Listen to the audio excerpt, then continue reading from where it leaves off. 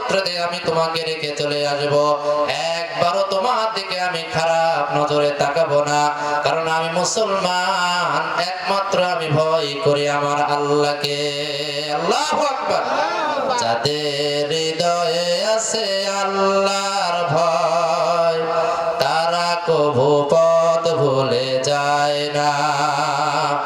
আল্লাহর প্রেম ছাড়া এই দুনিয়ায় কারো কাছে কোনো কিছু চায় না। যাদের হৃদয়ে আছে আল্লাহর ভয়, তারা কভু পথ ভুলে যায় না। আল্লাহু আকবার বলে। বন্ধুগণ আমার, তাহলে এই কোরআনুল কারীম হলো আলেমদের, আল্লাহ রাব্বুল আলামিন তাদের কাছে শুধু রেখে দিয়েছেন এইটা নয়, বরং এই কোরআনুল কারীম সবার জন্য, সবাই পড়তে পারবে, সবাই বুঝতে পারবে, আমল করতে পারবে। কোরআন মানবে যারা, আমল করবে যারা, তারাই ধন্য হয়ে যাবে। আল্লাহ রাব্বুল আলামিন বলেন এই কোরআন দিয়ে তোমরা আইন বিচার চালাবে কেমন করে শোনো।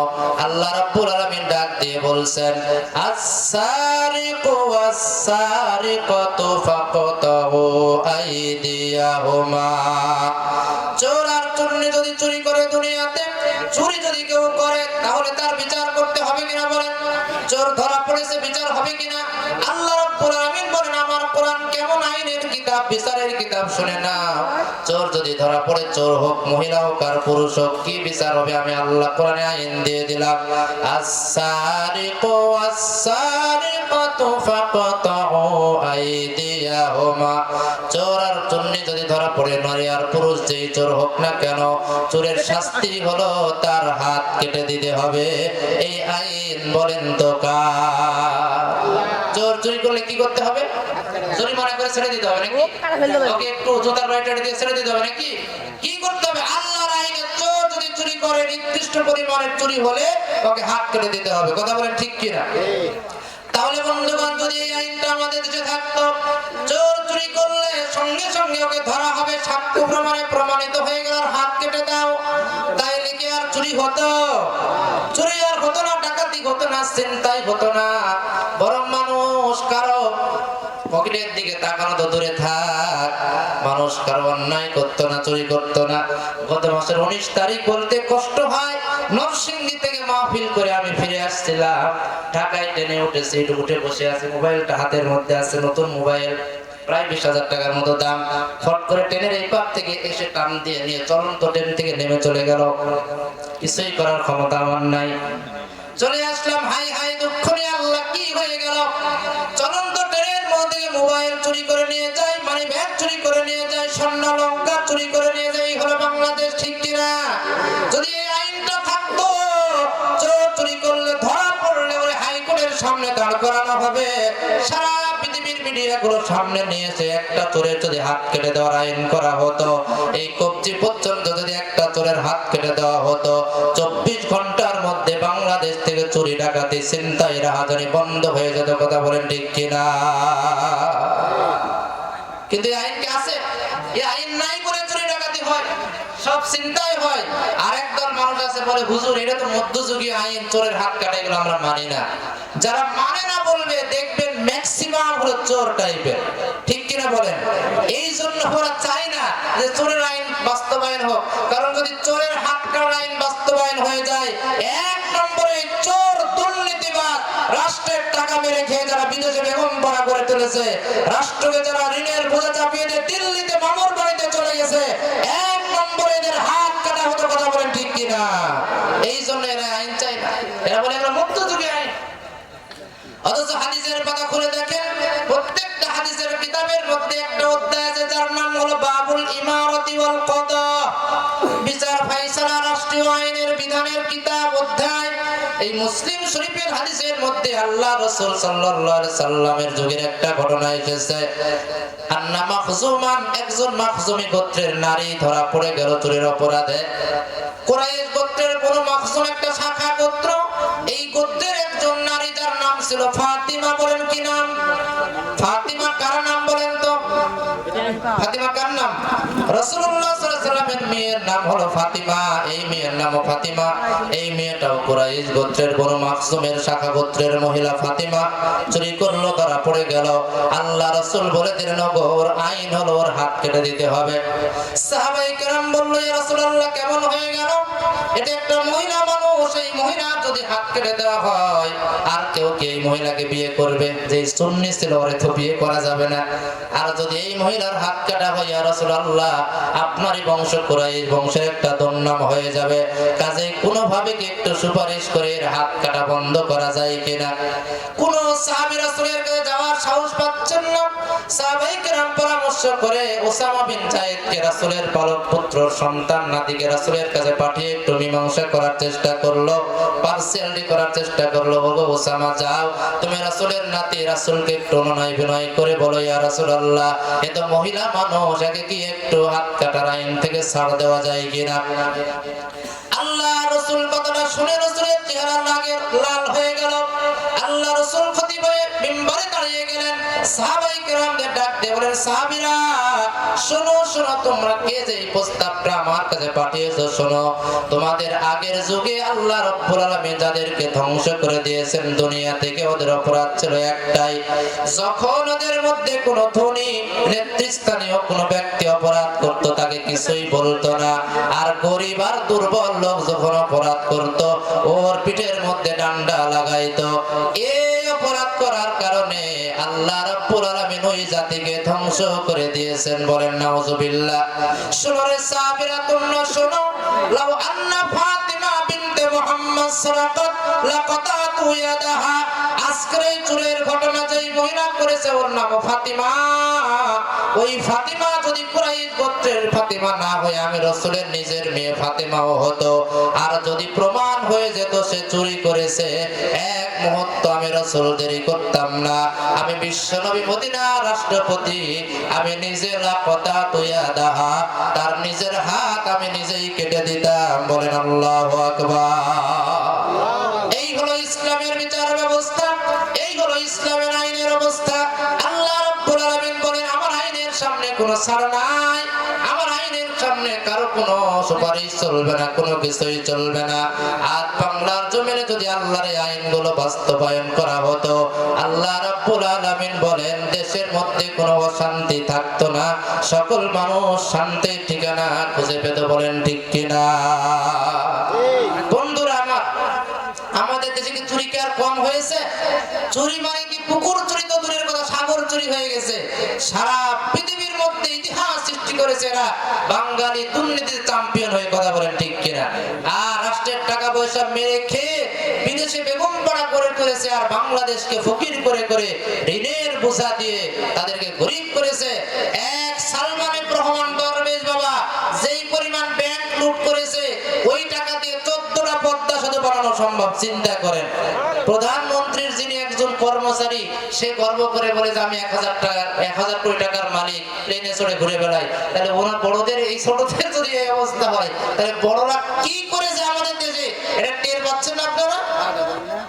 বন্ধুগণ, এই জন্য যদি আমাদের স্বাধীনতার পর থেকে আজকে আমরা সবুজ বাংলা দেখলাম, বিভিন্ন নেতৃস্থানীয় ব্যক্তিদের শাসন ব্যবস্থা দেখলাম, সব শাসন ব্যবস্থা ব্যর্থতায় পর্যবসিত হয়েছে। আজ শুধু আমাদের দেখার বাকি রয়েছে আল্লাহর কোরআনুল কারীমের শাসন ব্যবস্থা। কথা বলেন ঠিক কিনা? সবার শাসন ব্যবস্থা দেখলাম, কেউ সামনে দিতে পারলো না। আজ আমাদের সিদ্ধান্ত নিতে হবে, আগামী দিন আমরা দল মত নির্বিশেষে সকলে কোরআনুল কারীমের শাসন আইন বিচার চাই কিনা? কারা কারা চান? দুহাত তুলে আল্লাহকে দেখান। লিল্লাহি তাকবীর। আল্লাহ রাব্বুল আলামিন বলেন, শোনো তাই নয়, আমার আইন হলো দুনিয়া যদি কোনো ধর্ষক ধর্ষণ করে, জেনা ব্যভিচার করে, সমাধান আমি আল্লাহ দিয়ে দিলাম। আয-যানিয়াতু ওয়াজ-যানি ফাজলিদু কুল্লা ওয়াহিদিম মিনহুমা মিআতা জালদা। আল্লাহ রাব্বুল আলামিন বলে, অবিবাহিত নারী পুরুষ যদি জেনা করে, ব্যভিচার করে, তাদেরকে 100 বেতের আঘাত করো, বেতের আঘাত করে এদেরকে 1 বছরের জন্য এলাকা থেকে দূর করে দাও, তাড়িয়ে দাও। যদি এই কোরআনুল কারীমের আইন আর শাসন ব্যবস্থা যদি কায়েম হয়ে যেত, বাংলাদেশে ধর্ষণ থাকতো না, খুন থাকতো না, রাহাজানি কিছুই থাকতো না, ইফটিজিং হতো না, বরং কোন পুরুষ কোন পরনারীর দিকে তাকানোর সাহস পর্যন্ত করতো না। কথা বলেন ঠিক কিনা? আর বিবাহিত নারী পুরুষ যদি জেনা করে, প্রমাণ হয়ে গেলে আল্লাহ রাসূল বলেন সাইমু বিসাইমি ওয়ার রাজম, বিবাহিত নারী পুরুষ জেনা করলে এদেরকে মাটির নিচে গর্ত করতে হবে, বুক পর্যন্ত, মহিলা হলে, পুরুষ হলে কোমর পর্যন্ত, এরপরে পাথর মেরে মেরে ওদেরকে ধ্বংস করে দিতে হবে, দুনিয়া থেকে হালাক করে দিতে হবে, এটাই তার শাস্তি দিতে হবে। একজনকে যদি ধর্ষণ করার অপরাধে, জেনা করার অপরাধে শাস্তি দেওয়া হতো, সারা বাংলাদেশ থেকে 24 ঘন্টার মধ্যে ধর্ষণ উঠে যেত, খুন থাকতো না, ইফটিজিং থাকতো না, নারীর প্রতি কোনো ধরনের অন্যায় করা হতো না। কথা বলেন ঠিক কিনা? এই জন্য বন্ধুগণ, আমাদেরকে সেই কথাগুলো স্মরণ করতে হবে। কি ছিল ইসলামের বিচার ব্যবস্থা? আজকে মুসলমান আমাদের সকল কিছু ভুলে যে আমরা ইহুদি খ্রিস্টানদের তৈরি করা সব মেনে নিয়েছি। এই জন্যই মুসলমানদের অধঃপতন হচ্ছে। যদি আমরা আজও বুঝতে না পারি কোথায় আমাদের প্রকৃত শান্তি, তাহলে আগামী দিন আমাদের মুক্তির আর কোনো পথ নাই। কথা বলেন ঠিক কিনা? সম্মানিত বন্ধুগণ, এই জন্য আসুন আল্লাহ আমাদের এই কথাগুলো বোঝার তৌফিক দান করুন। তাহলে আজকের এই মাহফিলটা, আজকের এই গোবিন্দপাড়া মন্ডলপাড়া জামে মসজিদের উন্নতি করবে। কাজেই আমাদের সেদিকেও লক্ষ্য রাখতে হবে। অবশ্যই আল্লাহর ঘর, সেই ঘরে দান আমাদের করতে হবে কিনা বলেন? আল্লাহ রাসূল বলেন, মান বানা লিল্লাহি মাসজিদান বানাল্লাহু লাহু বাইতান ফিল জান্নাহ। কেউ যদি দুনিয়াতে মসজিদ নির্মাণ করে, মসজিদে সাহায্য সহযোগিতা করে, এর বিনিময়ে আল্লাহ সুবহানাহু ওয়া তাআলা তার জন্য জান্নাতের মধ্যে ঘর নির্মাণ করবেন। বলেন সুবহানাল্লাহ। তাহলে আমরা জান্নাতে ঘর হোক, এটা আমরা চাই। কারা কারা একটু হাত তুলে দেখে আল্লাহরে। আল্লাহ দেখো, যারা হাত উঠিয়েছে তাদেরকে জান্নাতে তুমি কবুল করেন। আল্লাহুম্মা আমিন। এই জন্য বন্ধুগণ, আল্লাহর জান্নাতে ঘর চাইতে হলে এই আল্লাহর ঘর মসজিদে দান করতে হবে। যার যা সামর্থ্য আছে, টাকা হোক, পয়সা হোক, তারপরে আপনার ধান হোক, গম হোক, ফসল যেটা হোক, নগদে হোক, বাকিতে হোক, ইট হোক, সিমেন্ট হোক, বালি হোক, রড হোক, যেটাই হোক না কেন, আপনারা আল্লাহ রাস্তায় দান করে যাবেন। আল্লাহ রাসূল বলেন, যেই ব্যক্তি আল্লাহ রাস্তায় দান করে, কিয়ামতের কঠিন ময়দানে আল্লাহ রাব্বুল আলামিন তাদেরকে আরশে আজিমের ছায়া দান করবেন। বলেন সুবহানাল্লাহ। শহীদুল ইসলাম আল্লাহ ওয়ার্ডের মেম্বার 1000 টাকা করলো দান, কবুল করো পাক সুবহান। শোনায় জান্নাতের গান, আমিন সুম্মা আমিন। আল্লাহুম্মা সাল্লি আলাইহি বারিক আলাইহি। আর একজন ভাইকে যেন দিয়েছে 200 টাকা, হয় না যেন কোনো টাকা, বেনামি, আল্লাহ বেনামি দান করেছে। আল্লাহ দান কবুল করো, মঞ্জুর করো। আল্লাহ ইউনিয়নের সাবেক চেয়ারম্যান, সম্মানিত আমাদের সকলের শ্রদ্ধাভাজন ব্যক্তিত্ব জনাব সুরাত আলী প্রামাণিক, আল্লাহ সাবেক চেয়ারম্যান 1 নম্বর গোবিন্দপাড়া ইউনিয়ন, 1000 টাকা দান করেছে, আর 2 বস্তা সিমেন্ট দান করেছে। আল্লাহ দান কবুল করো, মঞ্জুর করো, আমিন সুম্মা আমিন। এই যে দেখেন, উনি ওখানে বসে আছেন, উনি কিন্তু আমাদের ইউনিয়নের কয়েকবার নির্বাচিত চেয়ারম্যান। আলহামদুলিল্লাহ, অত্যন্ত ভদ্র মানুষ, সজ্জন ব্যক্তি, কত বিনয়ী, তিনি নিচে বসে আছেন। আলহামদুলিল্লাহ, এজন্য আমরা তার জন্য দোয়া করি যে আল্লাহ তার এই ত্যাগকে কবুল করুন। আল্লাহ দুনিয়া এবং আখিরাতে সম্মান দান করুন। সকলে বলছে আল্লাহুম্মা আমিন। আনোয়ারা বেগম, আল্লাহ 500 টাকা দান, আর 10 কেজি দান, আল্লাহ দান কবুল করুন, মঞ্জুর করুন, আমিন সুম্মা আমিন। মহিলাদের পক্ষ থেকে আল্লাহ 1050 টাকা 10 টাকা আল্লাহ দান কবুল করো, মঞ্জুর করো। মা বোনদেরকে আল্লাহ তুমি দান কবুল করে নাও। আর তারা বেগম আল্লাহ 200 টাকা দিয়ে আল্লাহ শাশুড়ির জন্য দোয়া চায়। হা কি সুন্দর, দেখেন, শাশুড়ির জন্য দোয়া চায়, আল্লাহ দান কবুল করো, আল্লাহ মঞ্জুর করে নাও। আল্লাহ শাশুড়ি মারা গেলে আল্লাহ তার কবর আযাব ক্ষমা করো। আলেক জান আল্লাহ 500 টাকা দান কবুল করো। সুবহান, শোনায় জান্নাতের গান, আমিন সুম্মা আমিন। আমিন আমিন আল্লাহ আমিন। দানকারীর জন্য জান্নাতের হওয়াজ, আমিন। রিশাদ ইসলাম আল্লাহ, আল্লাহ রাব্বুল আলামিন 300 টাকা আর 20 কেজি দান কবুল করো। সুবহান, আমিন সুম্মা আমিন। জালালউদ্দিন আল্লাহ 500 টাকা থেকে আল্লাহ 10 কেজি দান দিল, ইহকালে পরকালে গোতালে বলো আমিন। হালিমা গোবিন্দপুর থেকে 10 কেজি ধান কবুল করো সুবহান আমিন সুম্মা আমিন। সুরত চান আল্লাহ 5 কেজি ধান কবুল করো সুবহান আমিন সুম্মা আমিন। আর একজন বেনামি দিল 20 টাকা, আল্লাহ যেন দুনিয়ায় হয় না কোনো টাকা। শফিকুল ইসলাম তোমার বান্দা গোবিন্দপুর থেকে আল্লাহ 10 কেজি ধান আর নগদ 500 টাকা, হয় না যেন কোনো টাকা। আল্লাহ মহিলারা অনেকগুলো টিম দান করেছে আল্লাহ, যারা দিয়েছে আন্ডা হাউজে কাউসারের পানি খাওয়াইয়া করে দিও কলিজা ঠান্ডা আমিন সুম্মা আমিন। আল্লাহুম্মা সাল্লি আলাইহি বারিক আলাইহি। আর শহীদুল ইসলাম আল্লাহ 10 কেজি ধান গোবিন্দপুর থেকে আল্লাহ দান কবুল করো মঞ্জুর করো আমিন সুম্মা আমিন। জাযাকাল্লাহু খাইরান জাযা। জাপান আলী দেখায় জান্নাতের গলি আল্লাহ, নগদ 1000 টাকা দিয়ে বাবার জন্য দোয়া চাই আল্লাহ। বাবা মারা গেছে আল্লাহ, বাবার কবরে আযাব ক্ষমা করে জান্নাত নসিব করো আমিন সুম্মা আমিন। জাহানারা বেগম আল্লাহ 1 বস্তা সিমেন্ট 10 কেজি ধান কবুল করো পাক সুবহান আমিন সুম্মা আমিন। আবাসাদুল ইবাদুল ইসলাম আল্লাহ 10 কেজি ধান আগার আর নগদ 200 টাকা, হয় না যেন কোনো টাকা আমিন সুম্মা আমিন। আনসার আলী দেখায় জান্নাতের গলি গোবিন্দপুর থেকে 20 কেজি ধান দিল, এও করে পরকারে কথাটা ভালো আমিন সুম্মা আমিন। আকবর প্রামাণিক গোবিন্দপুর থেকে 20 কেজি ধান কবুল করো সুবহান আমিন। আব্দুল গফুর তোমার বান্দা আল্লাহ 20 কেজি ধান দিল, এও করে পরকারে কথাটা ভালো আমিন সুম্মা আমিন। মালিক আল্লাহ গোবিন্দপুর থেকে 20 কেজি ধান আর নগদ 100 টাকার নোট দিও না জাহান্নামের আযাবের চোট আমিন সুম্মা আমিন। আল্লাহ ফাতেমা বেগম আল্লাহ গোবিন্দপুর থেকে 5 কেজি ধান কবুল করো সুবহান আমিন সুম্মা আমিন। শহীদুল ইসলাম গোবিন্দপুর থেকে আল্লাহ 10 কেজি ধান কবুল করো সুবহান আল্লাহ। হারু মন্ডল গোবিন্দপুর থেকে 10 কেজি ধান দিল, করে পরকারে গোতরে ভালো আমিন সুম্মা আমিন। হাসান আলী দেখায় জান্নাতের গলি 10 কেজি ধান কবুল করো সুবহান। আব্দুর রশিদ গোবিন্দপুর থেকে 10 কেজি ধান কবুল করো সুবহান আমিন সুম্মা আমিন। জাযাকাল্লাহু খাইরান জাযা। 10 কেজি করে না দিয়ে আধা মণ অন্তত দিতে হবে, আধা মণ 1 মণ দিতে হবে। 10 কেজি করে দিয়ে মসজিদের কাজ হবে, একটু বাড়াবেন এগুলো ইনশাআল্লাহ। বাবুল হোসেন আল্লাহ গোবিন্দপুর থেকে 5 কেজি ধান কবুল করো সুবহান আমিন সুম্মা আমিন। আল্লাহ তোমার বান্দা জাহান আলী মন্ডল দুনিয়ায় করে না যেন কোনো গন্ডগোল, গোবিন্দপুর থেকে আল্লাহ 30 কেজি ধান আর নগদ 200 টাকা। পিতার জন্য দোয়া চাই আল্লাহ, পিতার কবর আযাব ক্ষমা করো, মাফ করে দাও, জান্নাত নসিব করো আমিন সুম্মা আমিন। সাইফুল ইসলাম গোবিন্দপুর থেকে নগদ 100 টাকা দিল, এও করে পরকারে কথারে ভালো। মামুন রশিদ নবদাস থেকে আল্লাহ 10 কেজি ধান আর দিল 100 টাকা, হয় না যেন কোনো টাকা আমিন সুম্মা আমিন। উজ্জ্বল হোসেন আল্লাহ চক্করি থেকে আল্লাহ 10 কেজি ধান দিল, এও করে পরকারে কথারে ভালো আমিন সুম্মা আমিন। আব্দুল্লাহ তোমার বান্দা আল্লাহ 10 কেজি ধান আর নগদ 200 টাকা, আল্লাহ হয় না যেন কোনো টাকা। শামসানি দেখায় জান্নাতের গলি 10 কেজি ধান কবুল করো সুবহান আমিন সুম্মা আমিন। জাযাকাল্লাহু খাইরান জাযা। ইমরান আল্লাহ গোবিন্দপুর থেকে 200 টাকা দান কবুল করো সুবহান আমিন সুম্মা আমিন। আফসার আলী তোমার বান্দা আল্লাহ গোবিন্দপুর থেকে 5 কেজি দান কবুল করো সুবহান আমিন সুম্মা আমিন। আইনাল হক জান্নাতে যাওয়ার বড় শখ, গোবিন্দপুর থেকে 10 কেজি দান দিল, এও করে পরকারে কথারে ভালো। ইসমাইল আল্লাহ গোবিন্দপুর থেকে 20 কেজি দান কবুল করো সুবহান আমিন সুম্মা আমিন। আফজান হোসেন মন্ডল আল্লাহ গোবিন্দপুর থেকে 1 মণ দান করেছে, দান কবুল করো মঞ্জুর করো আমিন সুম্মা আমিন। মাহবুব রহমান আল্লাহ তোমার বান্দা বোয়ালি থেকে 1 ব্যাগ সিমেন্ট দিল, করে পরকারে কথারে ভালো আমিন সুম্মা আমিন। জাযাকাল্লাহু খাইরান জাযা। আল্লাহ আব্দুল্লাহ আল রাকিব গোবিন্দপুর থেকে আল্লাহ 10 কেজি ধান কবুল করো সুবহান আমিন সুম্মা আমিন। জালালউদ্দিন বাসায় দুনিয়ার দুদ্দিন 20 কেজি ধান আর নগদ 200 টাকা, হয় না যেন কোনো টাকা আমিন সুম্মা আমিন। জাযাকাল্লাহু খাইরান জাযা। সাদ্দাম আলী আল্লাহ তোমার বান্দা গোবিন্দপুর থেকে 10 কেজি ধান দিল, এও করে পরকারে কথারে ভালো আমিন সুম্মা আমিন। আলী হোসেন তোমার বান্দা গোবিন্দপুর থেকে 10 কেজি ধান কবুল করো সুবহান আমিন সুম্মা আমিন।